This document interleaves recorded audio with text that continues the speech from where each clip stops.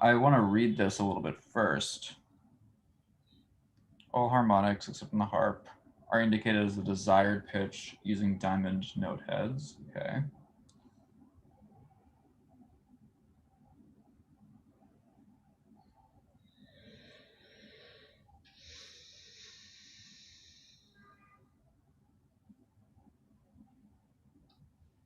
For the harp, thunder and whistle sounds are indicated with notation in the score and part. What are the thunder and whistle sounds, Glenn? The thunder sound is where you're hitting the strings, dun dun dun dun dun dun dun dun dun. Okay, got it. And the whistle is rubbing your hands up and down Okay, the steel strings. I see. Yeah, yeah. Okay, great. So let me press play here. Now those are supposed to be tremolos. They didn't render. Right.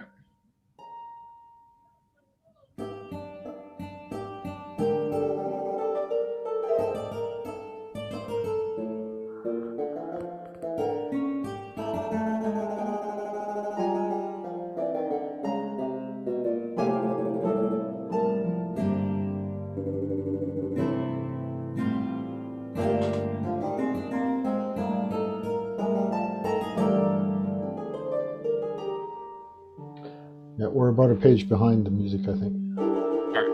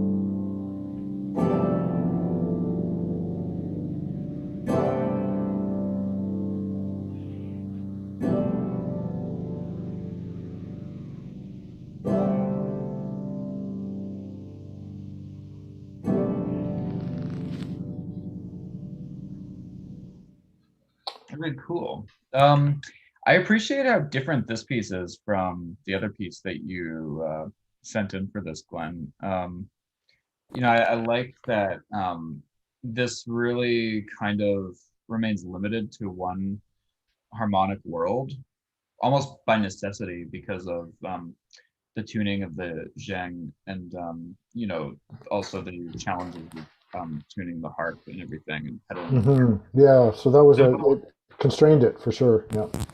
yeah, and I think it gave you a lot of freedom to explore other things like textures and timbres and colors that maybe weren't as present in your other piece, which is great.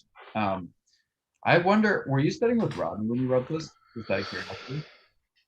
Yes, so he held back a bit from giving me a lot of direction on this because it was part of a workshop. So I did work with him on it, but he said, I don't know those two instruments, the tar and the chung. Uh, am, so he mainly worked on notation with it, but not very much on form, not very much on form. We worked on actually mostly on other things. And so this is almost like a separate piece of work Okay. that I didn't work a lot with him on it, and it's been a bit since I've looked at it, and I see there's a big change between I think C and D. There's a like it's almost like two different pieces there. There's a lack of transition or bill. A bit about Yeah. some of the things we were talking about earlier. I can already see weaknesses there.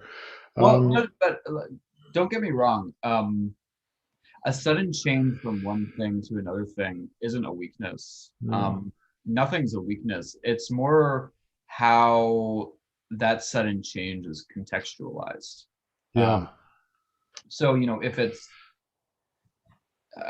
the piece is nothing but sudden changes with no coherence to it and sort of no logic to why you're having all these sudden changes. I mean, compositionally, that could actually be kind of impressive to have a piece that's all sudden changes with nothing that relates to each other. No, but Yeah. really, I mean, Yeah, that's yeah, yeah. the concept.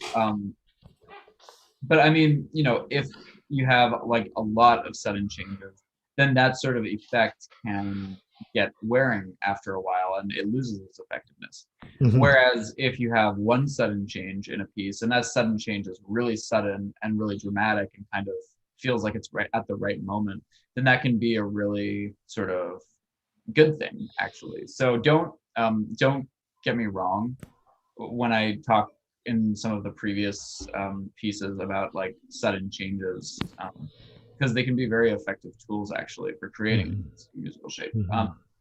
It's just making sure you have a nice balance between more transitional material and Yeah, more sudden material yeah. formally.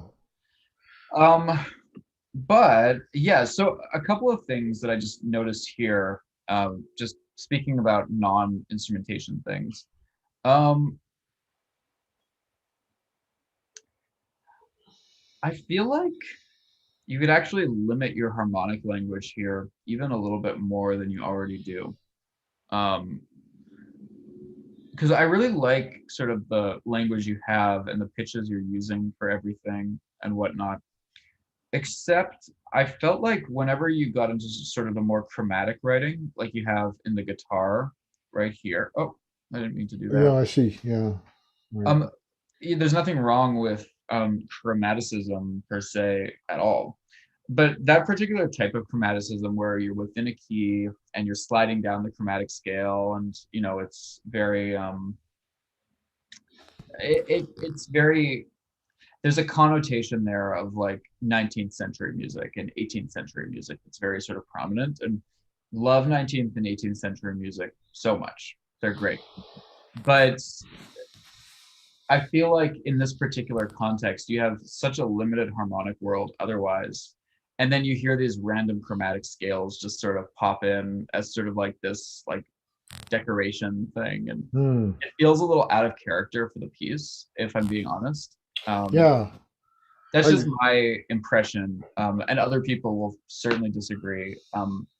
but I think, keeping the harmonic language somewhat cohesive here. Okay, Since this there's is no, interesting. So one of the reasons I did that was for probably a terrible reason, and maybe you say this.